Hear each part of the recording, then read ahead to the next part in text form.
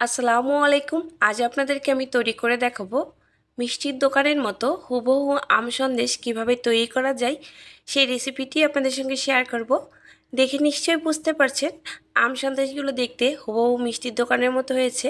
তো চলুন দেখে নিই আমরা আম সন্দেশ বানাতে কী কী লাগছে। আর আম সন্দেশগুলো দেখতে এতটাই লোভনীয় হয়েছে যে বলার বাইরে। এখানে আমি আম সন্দেশ তৈরি করার জন্য একটা মাঝারি সাইজের আম নিয়ে নিয়েছি। আর আমটাকে এভাবে 3 টুকরা কেটে নিচ্ছি আর এর ভিতরের পালগুলো বের করে নেব। আর এখানে একটা মিক্সিং বোল নিয়েছি আর তার ভিতরে সমস্ত টুকরাগুলো কেটে রাখছি। এবার এটা যখন সবগুলো কাটা হয়ে যাবে এটাকে ব্লেন্ডারে ব্লেন্ড করে নেব কোনো রকম পানি ছাড়াই। এখন এটাকে ব্লেন্ড করা হয়ে গিয়েছে আর এটার কনসিস্টেন্সিটা এখন এই পর্যায়ে আসে। এটাকে এক সাইডে সরিয়ে রাখছি আর কড়াইতে আমি এখানে হাফ কাপ দুধ দিয়েছি আর দিয়ে দিচ্ছি হাফ কাপ চিনি।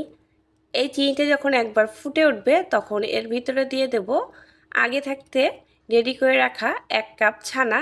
আর ছানা রেসিপিটা আমার চ্যানেলে আছে, যদি আপনারা কেউ ছানা তৈরি করতে না পারেন তখন ভিডিওটা দেখে নেবেন। আর এইটা এখন এই পর্যায়ে আছে। এই পর্যায়ে আমি দিয়ে দিচ্ছি 1 টেবিল চামচ ঘি। ঘি দেওয়ার পরে এটাকে মনে হবে অনেকটা পাতলা হয়ে গেছে আর তেল বেরোচ্ছে, এতে কোনো ভয় পাওয়ার কিছু নেই। এবার এটাকে শক্ত করার জন্য এর মধ্যে দিয়ে দেবো 2 টেবিল চামচ ময়দা। আর ময়দা দেওয়ার পর এটা যখন শক্ত হয়ে যাবে, কড়াইতে না লাগবে, তখন এর মধ্যে দিয়ে দেবো 4 চা চামচ পরিমাণ আমরা যে আমটা রেডি করে রেখেছিলাম। এবার এটাকে দিয়ে আবারও ভালোভাবে নেড়ে চেড়ে মিশিয়ে নেব। আর এই পর্যায়ে এটাকে যতক্ষণ পর্যন্ত শক্ত না হচ্ছে আর কড়ার গা ছেড়ে না দিচ্ছে সে পর্যন্ত এটাকে মিডিয়াম আছে একদম এটাকে রান্না করতে হবে। আর শেষে ফ্লেভারের জন্য আমি আরও 1 চা চামচের মতো ঘি দিয়ে দিচ্ছি। এবার এটা হয়ে গিয়েছে আর কড়ার গা ছেড়েও দিয়েছে দেখতে পাচ্ছেন। এবার এটাকে সরিয়ে নিব। এবার এটাকে শেপ দেওয়ার পালা। এটা চাইলে আপনারা যে কোনো শেপ দিয়ে দিতে পারেন।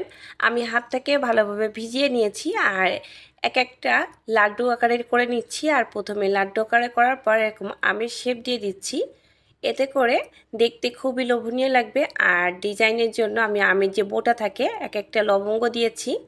আর পরে গিয়ে শেষে একটা তুলসী পাতা দিয়ে দিয়েছি। আপনারা চাইলে এখানে পুদিনা পাতা যে কোনো পাতা দিয়ে আপনাদের পছন্দ মতো সাজিয়ে নিতে পারেন। তো তৈরি হয়ে গেল খুবই ঝটপটভাবে আম সন্দেশ রেসিপি।